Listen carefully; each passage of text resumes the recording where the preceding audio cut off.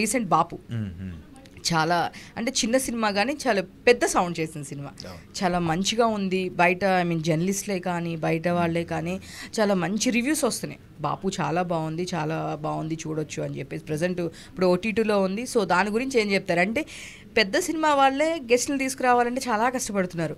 అసలు మీరు ఎవరిని వదలలేదు.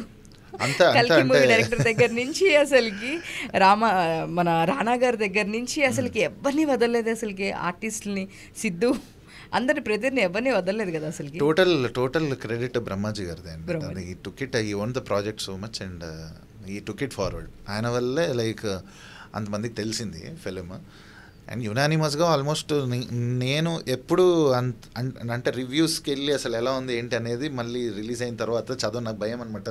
సడన్గా ఏదైనా మళ్ళీ బ్యాడ్గా రాసేస్తే అది నాకు అది ఉండిపోద్ది మైండ్లో. నేను బాపుకి పని కట్టుకుని వెళ్ళి చదివాను. ఒక 20 రివ్యూస్ వరకు చదివితే ఒక 18 అన్నా చాలా పాజిటివ్గా వచ్చింది. మ్యూజిక్ మీద బ్యాక్గ్రౌండ్ స్కోర్ గురించి అందరు రాశారు, సాంగ్స్ గురించి రాశారు. సో ఇట్ ఫెల్ట్ లైక్ నా కష్టం అంతా అబ్జర్వ్ చేసుకున్నారు లైక్ ఆడియన్స్ కానీ చూసిన వాళ్ళు కానీ. ఇదంతా లైక్ చాలా న్యాచురల్గా అక్కడ ఆర్టిస్టులు ఆమని గారు వెరీ రూటెడ్ సబ్జెక్టే అలాంటిది. సో అందరూ పాత్రల్లో జీవించేశారు, అంటే ఎవరు నటించినట్టు అనిపించలేదు. అండ్ మ్యూజిక్ కూడా చాలా ఈజీగా అయిందండి. నేను కష్టపడి చేసేసి అలాంటి ఫీలింగ్ ఏం రాలేదు. మనం రియాక్ట్ అయ్యాం అంతే, దానికి రెస్పాండ్ అయ్యాం ఆ సీన్స్కి. అది వెరీ న్యాచురల్గా కుదిరింది. బ్రహ్మాజీ గారి గురించి చెప్పండి. యాక్చువల్గా ఇన్ని రోజులు ఆయనతో కొంచెం ఎంత కొంత ఒక జర్నీ అనేది ఉంటుంది కదా. సో ఆయన ఉంటే ఫన్ ఎక్కడున్నా అండ్ మేము రెగ్యులర్గా ప్రెస్ మీట్స్లో కానీ మీకు తెలుసు అన్నింటిలో మేము కానీ ఐ మీన్ చూస్తూనే ఉంటాము. ఆయన వచ్చారు అంటే మా అందరికి ఒక పాజిటివ్ వైబ్ అనమాట. అసలుకి నవ్వుతూ ఉంటాము.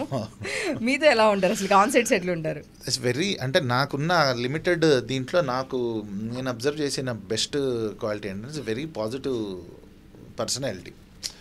ఒక నెగటివ్ కూడా అసలు ఇది జరగదు అనేది నువ్వు ఊహించకు. అసలు అది వచ్చినా కూడా తీసేయాలి అక్కడ. Manifest the right things and work for it will happen అనే అటువంటి ఒక పర్సన్ ఆయన. అండ్ అదే నాకు కూడా మోటివేట్ చేశారు ఆయన. డ్యూరింగ్ ద ప్రీ రిలీజ్కి ముందు కూడా మేము ఏమైనా గెస్ట్లను పిలుచుకోవాలి ఇది అంటే సార్ వస్తారు అసలు ఆ క్వశ్చన్ మార్కే రావద్దు కదా, వస్తారు అంతే. సో అలా he motivated us and like he took the project. ఆయనే అది ఓన్ చేసుకుని తీసుకెళ్లారు అందరిలోకి. ఇప్పుడు ఇంతమందికి బాపు అనేది ఒక సౌండ్ వచ్చిందంటే అది బ్రహ్మాజీ గారు వల్ల నేను నమ్ముతున్నాను. యాక్చువల్ అందరు షాక్ అనమాట.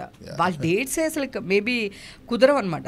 ఎంత మందిని తీసుకొని రావాలి అంటే అసలు కుదరవు. అసలు సత్యదేవ్ గారి దగ్గర నుంచి అసలు ఆయన అయితే ఫుల్ అసలుకి మామూలుగా కాదు. సినిమా ముందే హిట్, బ్రహ్మాజీ గారిని చూసే హిట్ అని చిన్న కామెడీ కూడా చేశారు. సో అలాగా అసలుకి ఎక్స్పెక్ట్ చేయని వాళ్ళందరూ అసలుకి నా కల్కి డైరెక్టర్ అసలుకి ఆయన్ని తీసుకొచ్చేసారు. అదైతే మేము అసలు నేను అసలు అనుకోలేదు. ఫస్ట్ నేనే కదా ఎవరు ఊహించలేదు. అసలుకి ఎలా సాధ్యం చేశారు మీరు అసలుకి ఇదంతా? అది చెప్పే కదండి, బ్రహ్మాజీ గారిని అడగండి. నెక్స్ట్ టైం బ్రహ్మాజీ గారిని మ్యాజిక్ ఆయనదే అంతే అండి. అంతే.